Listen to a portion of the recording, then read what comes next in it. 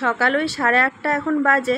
দেখো রান্নাটা আমি বসিয়ে দিয়েছি। তোমাদের দাদাভাইয়ের অফিস আছে, ছেলে মেয়ের গরমের ছুটি পড়েছে, কিন্তু ওর তো আর গরমের ছুটি পড়ে না, ওর সেই পুজো ভ্যাকেশন হয় ওইটুকুই যা, পুজোর ছুটির সময়। আর প্রত্যেক সপ্তাহে শনি রবিবার ছুটি আছে যে, তো কী করে ছুটিটা পড়বে? ওদের ছুটি থাকলে তো অফিসের সমস্ত কাজকর্মই বন্ধ হয়ে যাবে। তো এদিকে রান্না করছি চিকেন, আর এদিকে বরবটি কলাই ঝিঙে আলু দিয়ে চচ্চড়ি। কাটাকুটিগুলো তোমাদের দাদাভাই করে দিয়েছে। ভাতটা আগে একটু ফুটিয়ে রেখে দিয়েছি, আর একবার জেলে দিলেই হয়ে যাবে।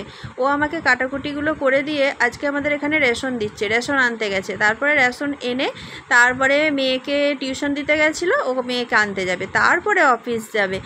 তো কত কিছু দায়িত্ব একটা বাবার হয়, সত্যি করেই আমি আগে জানতাম না, মানে আগে বুঝতাম না যে বাবা মায়েদের এত কিছু দায়িত্ব। নিজেরা বাবা মা এখন হয়েছি, এখন বুঝতে পারছি যে হ্যাঁ, একটা সংসারে স্বামী স্ত্রীর মধ্যে মানে বন্ডিং ঠিক থাকা, মিলেমিশে কাজ করা কতটা ইম্পর্টেন্ট। তো চলো, ওই যে বলে না, মিলেমিশে করি কাজ, হারি জিতি নাহি লাজ, তো এইটুকুই যা। তো চলো, মিলেমিশে কাজকর্ম করছি। সংসারটা যেহেতু দুজনের, একজনের নয়, একে অপরের হাত ধরে আমি এই বাড়িতে এসেছি।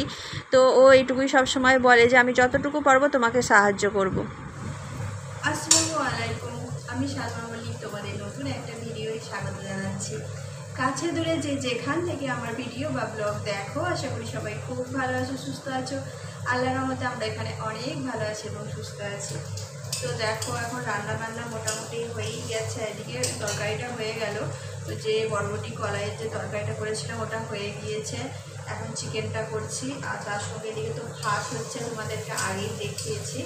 তো চলো, চিকেনটা হয়ে গেলে, হ্যাঁ, তোমাদের দাদা ভাইয়ের জন্য ছোলা দিয়ে আলু দিয়ে আজকে একটা তরকারি করে দিয়েছি, টিফিনে নিয়ে যাবে, তো সেটাও হয়ে গিয়েছে। তো এইগুলো হয়ে গেলেই মোটামুটি আমার রান্না কমপ্লিট। আর সকালে উঠে মোটামুটি বাসি ঘর ঝাঁট দেওয়া থেকে শুরু করে এগুলো হয়ে গেছে। রোজই বৃষ্টি হচ্ছে, তবু দেখো ভ্যাপসা গরমটা যাচ্ছে না, এত গরম পড়ছে। আর এই রান্না করতে করতে আমার এত পানি পিয়াস পেয়ে গিয়েছিল, তাই আমি এখন পানি খেয়ে নিচ্ছি। পানি খেতে গিয়ে দেখি জকের মধ্যে 2 গ্লাসই পানি অবশিষ্ট আছে। তাই বললাম চলো 2 গ্লাস পানি আমি খেয়ে নিই, তারপরে জকে পানি ভরবো। কারণ খাবার টেবিলে না জকে পানি থাকলে কেমন যেন মনটা হয়। আবার এক্ষুনি তোমাদের দাদাভাই অফিস যাবে, তখন তো পানি লাগবেই। তো জগটা এখানে হাতে করে নিয়ে এসেছি। জগটা ওই চিকেনটা নেড়ে দিয়ে জগে পানিটা ভরে আবার খাবার টেবিলে রেখে দেবো। তো চিকেনটা মোটামুটি দেখো সিদ্ধ হয়েছে নাকি আমি খুলে দেখে নিচ্ছি। হ্যাঁ, মোটামুটি সিদ্ধ হয়েই গেছে। এবার ওই ঝোলটা মেরে দিলেই হয়ে যাবে। রান্না বান্না সবই হয়ে গিয়েছে।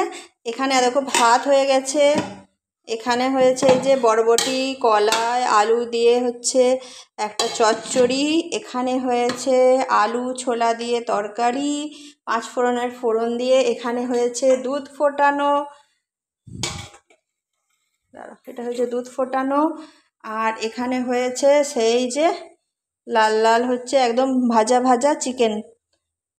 তোমাদের দাদাভাই মেয়েকে টিউশন পড়িয়ে নিয়ে চলে এসেছে, এসেই বাথরুমে ঢুকে পড়েছে। আর আমি ভাতটা বেড়ে রেডি করে দিচ্ছি, কারণ খুব গরম ভাত তরকারি খেতে পারে না।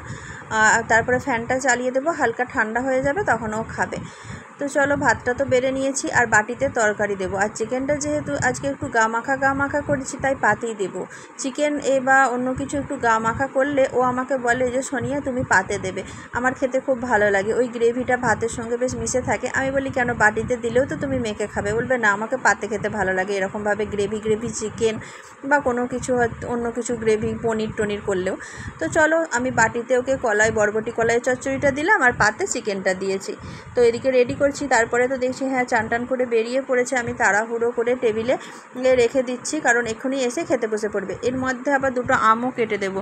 ওর তো সুগার পেশেন্ট, আম খেতেই চায় না, তবু আমি জোর করে বলছি সিজনের ফল, এত তো 12 মাস খাবে না, 1-2 পিস খাও।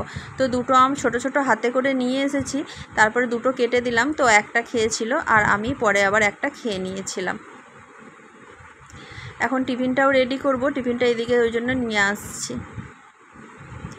এই আমগুলোকে তোমরা কি বলো জানি না, আমরা তো এই আমগুলোকে সিঁদুরে আম বলি, খেতে খুব ভালো লাগে। তো চলো, 2টো আমি নিয়ে এসেছি, তোমাদেরকে বললাম না যে 2টো কেটে দিয়েছিলাম, একটা খেয়েছিল, একটা আমি খেয়ে নিয়েছিলাম। তো তোমাদেরকে আমি দুপুরের খাওয়া দাওয়া করে ভিডিওটা শেষ করে দেব, তারপর আর ভিডিও করা হয়নি। আমি শুয়ে ঘুমিয়ে পড়েছিলাম, আর বিকালের দিকে উঠেও আর ভিডিও করতে মনে ছিল না, অনেক দিন পর করেছি তো তাই। তো তোমাদের দাদাভাইয়ের খাওয়া দাওয়া হয়ে গেছে, অফিস বেরিয়ে পড়ছে। আর আজকে মেয়ের টিউশন ছিল, আজকে বলে নয়, যেদিন যেদিন সকালে টিউশন থাকে সেরকম সেদিন না এরকম তাড়াহুড়োই হয় ওর অফিস যেতে। আমি সব সময় বলি যে বুটগুলো একটু ঝেড়ে পড়বে, বর্ষাকাল, পোকামাকড়ের দিন, কোথায় কি ঢুকে বসে থাকবে, তাই জন্য ও এরকম করে ভালো করে সুন্দর করে ঝেড়ে পড়ছে। তো চলো, অনেকক্ষণ পর তোমাদের কাছে এলাম। এখন আমি দুপুরের খাবার নিয়ে আমি আর ছেলে খাচ্ছি, মেয়ে ভিডিওটা করে দিচ্ছে। তাহলে ভিডিওটা এই পর্যন্তই থাক, ভালো লাগলে কমেন্ট করবে, লাইক করবে আর আমার পাশে থাকবে। খুদা হাফেজ।